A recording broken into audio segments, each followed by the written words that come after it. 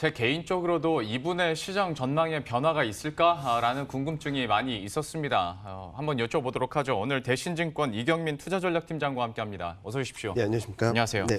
시장 전망에 대해서 두 가지만 여쭤보고 네. 싶습니다. 한 가지는 뭐 이제 결과론적이니까 예견했다고 대답하셔도 괜찮은 건데 네. 12월 15일 이전에 이렇게 무역 합의가 있을 줄 알았는지와 네. 그리고 이제 시장을 눌러 앉았었던, 그러니까 네. 보수적으로 볼 수밖에 없었던 그런 이슈들이 어느 정도 해결이 됐지 않습니까? 네. 그러면 시장 뷰에 대해서 좀 변화가 있습니까? 일단은 제가 2019년까지, 2018년 하반기부터 19년까지 굉장히 시장을 베어리시하게 봐왔던 사람인데요. 올해 9월 말에 제가 2020년 프리뷰 자료를 쓰면서 궁즉변 변즉통이라는 말씀을 드렸습니다. 이유는 경기 상황이나 그런 것들이 드라마틱하게 좋아지는 않을 텐데 굉장히 불안한 모습들, 불확실성이 가중됨에 따라서 변화는 있을 것이다. 그 변화는 미중 무역 분쟁이 완화되고 저정 정책까지 들어오면서 정책 동력이 강화된다라는 부분이고요. 변즉통은 변화가 있으면은 새로운 정세가 나타난다는 것인데 이런 무역 분쟁 완화, 거기다가 재정 정책 확대 이런 변화들이 기저효과 유동성 모멘텀을 만나면 아마도 글로벌 전반적인 에세트 인플레이션이 들어가고 전개되고 그 와중에 한국 증시가 주목을 받을 거다라는 말씀을 드렸는데요. 솔직히 말씀드리면 12월 15일 이전에 무역 합의가 나올 가능성은 낮게 봤습니다. 예. 왜냐하면 트럼프가, 그러니까 미국이 관세율 인하 또는 관세 철회를 받아들이기 좀 어렵다라고 생각했었기 때문인데요. 그런데 예상 외로 관세를 절반 정도, 뭐 전부는 아니지만 일부에 대해서 관세율을 15%에서 7.5%로 인하하면서 저는 시장에 대한 바라보는 뷰가 생각보다 좀 긍정적으로 바뀌고 있다는 말씀을 드리고요. 그리고 제가 생각했던 저점 통과 시점 또는 턴어라운드하고 상승 추세를 형성하는 시점이 굉장히 빨라졌다라고 말씀드립니다. 따라서 제가 2019년 전망을 할 때는 코스피 밴드를 1900에서 2480으로 말씀드렸는데 어제자 자료를 통해서는 2100에서 2480, 그러니까 하단을 1900에서 2100으로 상향 조정했고요. 조정을 받더라도 깊지 않을 것이고 만약에 조정이 나온다면 적극적으로 매수하자라는 말씀을 드리고 있습니다. 솔직히 저 그 글 미리 봐서 네. 2100 꽤 높게 저점을 네. 많이 올리셨더라고요. 네. 인상 깊었습니다. 그런데 여전히 좀 남아있는 변수들은 있을 네, 테고 맞습니다. 사실 어제까지만 하더라도 뭐 벌써 끝났어? 네, 라는 네. 생각도 솔직히 없잖아 네. 있었는데 오늘 장은 잘 갑니다만 앞으로의 남은 변수들은 어떤 게 있다고 보십니까? 일단은 그 미중 무역 합의가 있는데 이 무역 합의가 경제 지표의 변화, 기업 이익의 변화. 다시 말씀드리면 그동안 경기나 기업 불확실성, 실적 불확실성을 굉장히 억눌렀던 변수 중에 가장 큰 게 미중 무역 분쟁이었거든요. 그래서 무역 합의가 있은 뒤에 이런 변화들, 긍정적인 변화들이 있는지를 좀 체크하셔야 될 것으로 생각을 합니다. 다행스럽게도 트럼프가 대중국 관세율을 인하함으로써 지금 현재 시점에서는 조금 더 긍정적으로 바라볼 수 있지 않나라는 생각을 하고요. OECD 경기선진지수가 상승 반전한 만큼 향후 경기의 흐름이 조금 더 긍정적으로 가지 않을까라는 전망을 하고 있습니다. 물론 아직까지는 2019년 4분기 실적에 대한 불안감들은 남아있다고 볼 수 있겠지만 2020년 이익에 대한 신뢰도가 좀 더 높아지고 이익 모멘텀을 살 수 있는 구간. 그러니까 2020년 분기별 이익 모멘텀, 그러니까 전년 대비 증가율을 보면은 1분기는 좀 쏘쏘합니다. 영업이익은 플러스 5% 정도밖에 안 되는데 2분기부터는 플러스 25%, 플러스 45%, 4, 4분기는 플러스 65%까지 갑니다. 이런 부분들을 살 수 있는 구간으로 들어갈지 조금 더 확인하는 시간은 있겠지만 저는 이런 부분들을 살 수 있다. 늦어도 1분기 내에는 충분히 살 수 있는 구간 들어온다라고 말씀드리고 있습니다. 예, 역시 긍정적으로 시장을 전망하면서 여기에 대한 투자 전략을 계속 짜주고 있는데요. 근데 우리가 이런 얘기들을 계속 하다 보니까 잠깐 잊고 있었던 게 트럼프 탄핵 있지 않습니까? 네. 이것도 다시 이슈화 되면서 뭐 외신을 통해서도 계속 꾸준하게 흘러나오고 있는 네. 뉴스 중에 하나인데 이거는 어떻게 큰 변수는 안 됩니까? 만약에 트럼프가 탄핵이 된다면 시장에는 좀 충격 변수는 될 수 있다라고 생각을 합니다. 이거 정치적 탄핵이 개연성. 되면 줘야 됩니까? 싫어야 됩니까? 일단은 지금 현재 보면은 민주당 대 공화당의 대결 구도라고 본다면 트럼프는 지금 다시 한번 감세 그리고 기업 활성화 정책, 네. 제조업 부흥 정책 이런 것들을 펼치려고 하고 있고 예. 민주당은 증세를 논의하고 있고요. 그리고 몇몇 후보에게서는 대형 인터넷 기업들을 해체하자는 말들이 나오고 있어서 네.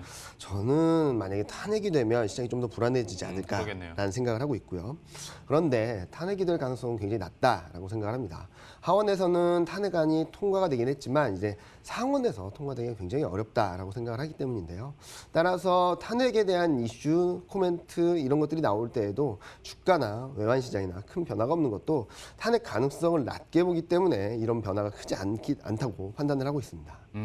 그러면 바로 중국 얘기를 좀 여쭤보도록 할게요. 중국에 대해서는 여전히 경제에 대한 불안감은 네, 남아 있는 맞습니다. 상황이거든요. 여기에 대해서는 글쎄요 좀 시한폭탄으로 봐야 될지 아니면 여기도 어느 정도 버텨주면서 갈지 어느 쪽이십니까?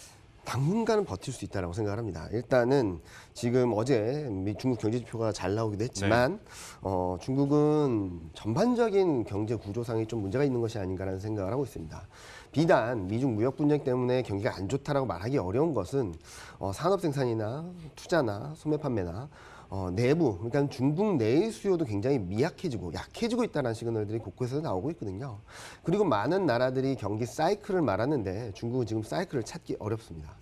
따라서 지금 현재 중국은 대외 수요뿐만 아니라 대내 수요까지 같이 부진한 모습을 보이고 있기 때문에 중국 경제가 다시 6%대 성장을 하고 성장을 이어갈 것이다라 말씀드리기는 어렵겠지만 이번 미중 무역 합의를 통해서 아마도 일정 부분 하방 압력은 좀 제어될 수 있지 않을까라는 생각을 하고 정책이 좀 더 강해진다면 경기는 좀 더 안정적이겠구나라는 안도감 정도를 말씀을 드릴 수 있겠습니다. 경기 회복을 기대하기에는 아직까지는 구조적인 부담이 남아있다라고 생각합니다. 혹시 그러면 중국 정부에서 계속 투자하고 있는 인프라와 관련해서 좀 제조업을 중심으로 다시 한번 좀 경제 지표 자체를 끌어올리기에는 역시 영향력이 미미하다고 보시는 겁니까? 일단 지금 중국 정부는 전반적인 수요가 약해지고 있는 상황이기 때문에 말씀드리면은 정책에 대한 의존도가 높아질 수밖에 없습니다. 예. 자체 동력이 좀 약해지고 있기 때문에. 그런데 정책이 쏟아진다고 하더라도 그에 대한 효과도 좀 제한적이거든요. 단순하게 작년 초를 한번 생각을 해보시면 올해 초를 생각해 보시면 좋을 것 같은데 예. 2019년 초에 사상 최대의 초유의 투자를 단행한다, 그렇죠. 집행한다라고 했죠. 투자 지표 안 올라갔습니다. 한 두세 달 정도 올라갔다 다시 레벨이 떨어지는 모습을 보였고요. 예. 또 한때는 투자 지표가 한 5.2%까지 떨어졌었습니다. 네. 그리고 산업 생산도 4.8%까지 떨어졌었고요. 다시 말씀드리면 지금 중국은 구조적인 문제에서 벗어나지 않는 한 정책이 세게 들어온다면 경기 회복 기대감은 들어올 수 있겠지만 경기 구조적인 변화, 그러니까 지금까지 6%대까지 쭉 떨어졌던 GDP 성장률이 이제 우상향한다라는 그림을 만들어주기는 굉장히 가능성이 낮다라고 생각을 합니다. 그러니까 중국 정부에서 투자하고 있는 액수로만 보면 진짜 어마어마한 돈인 네. 건 맞기는 한데 그래도 정책 의존도가 너무 많고 여기에 대해서 진짜 정책이 쏟아지지 않는 이상 그렇게 뭐 드라마틱하게 끌어올리기는 힘들 거다라고 얘기를 해주셨고 다시 국내 증시로 한번 포커스를 맞추자면 앞으로의 흐름들이나 역시 저점을 2200으로 2100으로 네. 보고 있는 이유가 비단 뭐 1단계 무역 합의가 이루어져서뿐만은 아닐 테고 네. 나머지 모멘텀은 어떤 걸 꼽고 계십니까? 일단은 전반적인 큰 매크로 환경이나 기업 이익 환경이 좀 변할 수 있다라고 생각을 합니다. 제가 2018년부터 19년 올해까지 시장에 대해서 굉장히 배합한 뷰를 말씀을 드렸던 이유는 미중 무역 협상이 있다 하더라도 관세 철회, 관세율 인하가 없다면 글로벌 경제나 기업 이익에 미치는 부정적인 영향은 누적된다라는 말씀을 드려왔습니다. 쉽게 말씀드리면 2018년 초에 미국의 대중국 관세율은 3%였습니다. 지금 현재는 21%까지 올라왔고요. 중국의 대미 관세율은 8%에서 또 21%까지 올라왔습니다. 여기에 대한 부담들이 계속적으로 누적되었다라고 생각을 하는데 이번 미중 무역 합의, 특히 미국의 대중국 관세율 인하 이 결정은 지금까지 우상향하고 계속 누적돼 왔던 미중 무역 분쟁의 강도, 긴장감을 방향성을 바꿔준다라는 측면에서 굉장히 높이 평가하고 있다라고 봐주시면 될 것 같습니다. 여기다가 재정 정책이 들어올 거고요. 이제 연초부터. 그리고 기저효과가 들어오면서 모멘텀 지표들은 상반기 중에 분명히 플러스를 보일 것으로 생각을 하고 있습니다.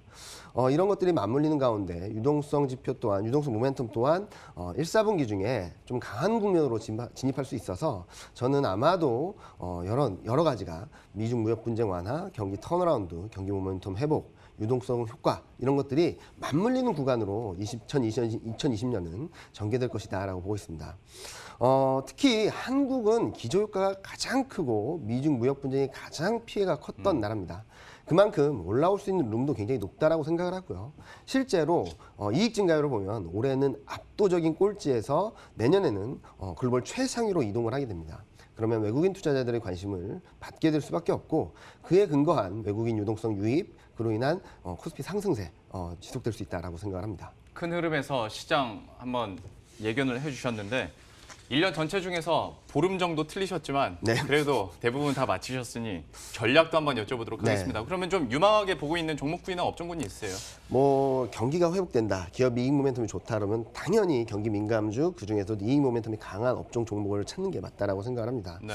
따라서 저는 가장 유망한 업종으로는 IT 말씀을 드리고 있고요. 그리고 시클리컬도 일정 부분 수혜를 볼 수 있다라고 생각을 합니다. IT 업종 내에서는 반도체를 가장 좋게 보고 있습니다. 뭐 업종 대표주를 말씀을 드리는 것이고요. 반도체 같은 경우는 2020년 이익 개선의 코스피 전체 이익 개선의 40%를 담당할 정도로 이익을 주도해가면서 상승을 할 수 있는 업종이다라고 보고 있습니다.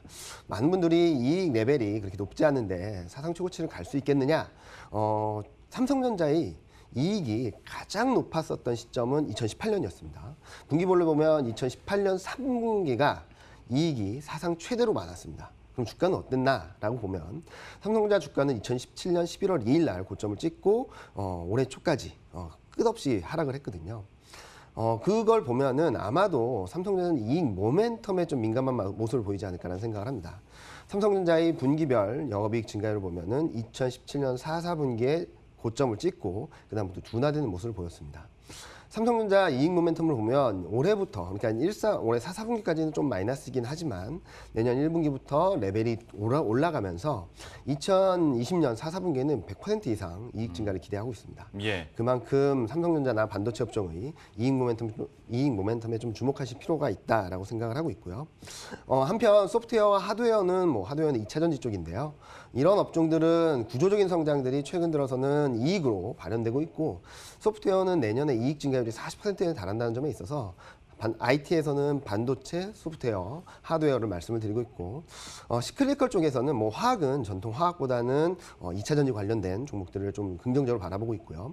그리고 에너지와 조선을 말씀을 드리고 있는데 지금 이들 업종은 이익 개선이 조금 더 긍정적으로 다른 업종보다 강한 것으로 나타나고 있고요. 그리고 또 하나는 IMO 2060이라는 새로운 이슈, 환경규제 이슈가 들어오면서 한국 에너지 기업 그리고 한국 조선 기업들이 차별적인 경쟁력이 좀 더 매력적으로 부각될 수 있다라고 생각을 하고 있습니다. 결론적으로는 IT 시클리컬, IT 내에서는 반도체, 소프트웨어, 하드웨어, 시클리컬에서는 에너지, 조선, 화학 유망하게 보고 있습니다. 예. IT만 계속 말씀하시다가 끝냈으면 좀 실망할 뻔했습니다. 오늘 장이 딱 소외감 느끼기 쉬운 내 포트에 IT만 다 넣을 수는 없으니까요. 그래도 아니면 에너지와 조선, 화학 업종에 대해서도 긍정적으로 얘기를 해주셨으니까요. 이 업종군들에 대해서도 기대감 가져보도록 하겠습니다. 오늘 대신증권 이경민 투자전략팀장과 함께했습니다. 고맙습니다. 네, 감사합니다. 네, 그럼 저희도 여기서 인사드리도록 하겠습니다. 오늘 장도 끝까지 마무리 잘 하시고요. 저희들은 내일 이 시간에 또 새로운 전략과 종목들 들고 다시 찾아뵙도록 하겠습니다. 시청해주신 여러분 고맙습니다.